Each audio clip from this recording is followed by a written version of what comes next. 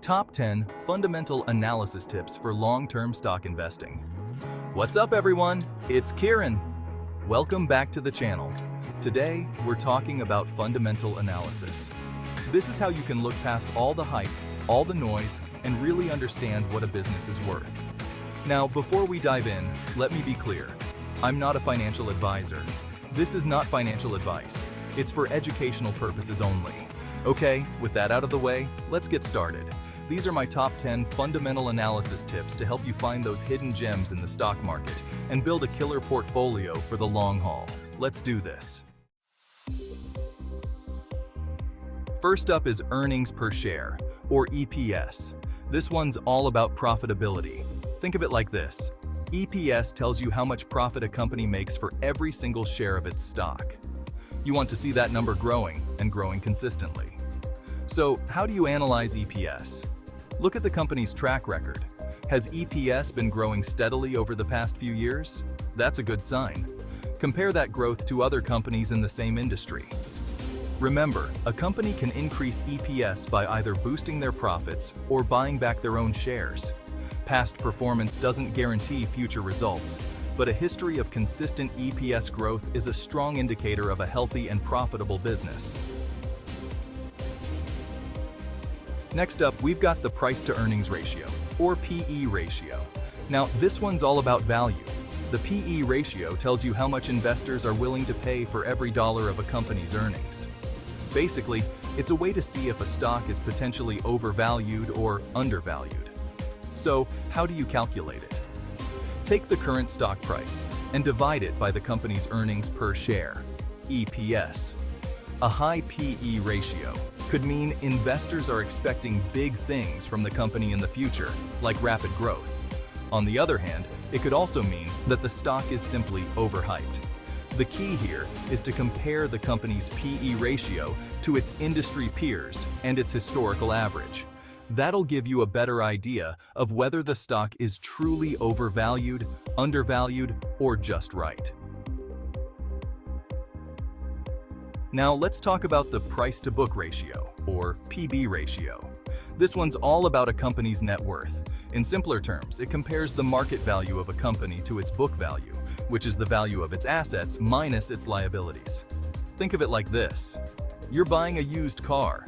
The book value is like the Kelley Blue Book value, what the car is technically worth on paper. The market value is what someone's actually willing to pay for it. A PB ratio of 1 means the market values the company at exactly its book value. A ratio below 1 could suggest the stock is undervalued, like finding that used car for a steal.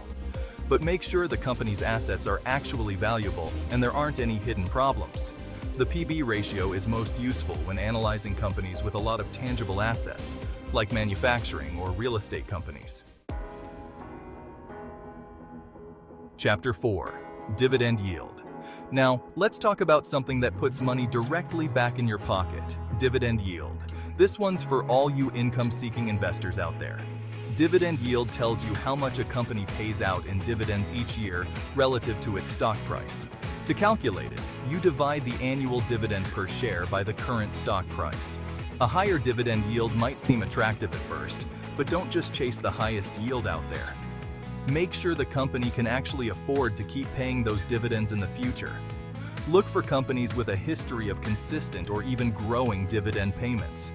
It's also essential to check the company's payout ratio, which tells you what percentage of their earnings they're paying out in dividends. Chapter 5. Return on Equity, or ROE. Now, let's talk about efficiency. Return on equity, or ROE, tells you how efficiently a company is using its shareholders' money to generate profits. A high ROE means the company is using its equity effectively to generate profits, which is what you want to see as an investor. To calculate ROE, you divide the company's net income by its shareholders' equity. When analyzing ROE, it's important to compare it to the industry average. A company with a consistently higher ROE than its competitors is usually a sign of a well-managed and profitable business. Chapter 6. Debt-to-equity ratio. Now, let's talk about debt. The debt-to-equity ratio, or DE ratio, tells you how much debt a company is using to finance its assets compared to equity. A high DE ratio means the company has a lot of debt compared to equity, which can be risky. A low DE ratio, on the other hand, means the company is using less debt and more equity to finance its operations. Ideally, you want to look for companies with a manageable level of debt that's not going to cripple them if the economy takes a downturn. Next up is free cash flow, or FCF. This is the cash a company has left over after paying for its operating expenses and capital expenditures. It's the money they have to play with, to invest in growth, pay dividends, buy back stock, or even just keep as a cushion for tougher times. Positive and growing free cash flow is a good sign. It means the company is generating more cash than it needs to run its business, which gives them a lot of flexibility. To analyze free cash flow, look at its trend over time. Is it growing, shrinking, or staying relatively stable? This one's pretty straightforward. Revenue is the lifeblood of any business. It's the money they're bringing in from selling their products or services. You want to see a company that's growing its revenue consistently over time.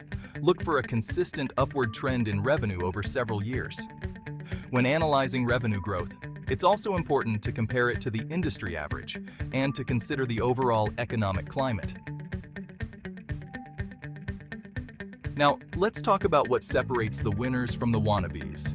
Competitive advantage. This is what allows a company to outperform its competitors over the long haul.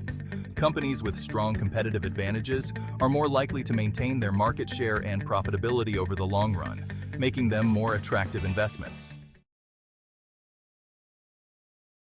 Last but not least, we've got management quality. This one's a bit more subjective than the others, but it's crucial. A company's management team is responsible for making strategic decisions, allocating capital, and guiding the company toward its goals. A great management team can take a good company and make it great. So how do you assess management quality? Look at their track record, their experience, and their reputation. So, there you have it.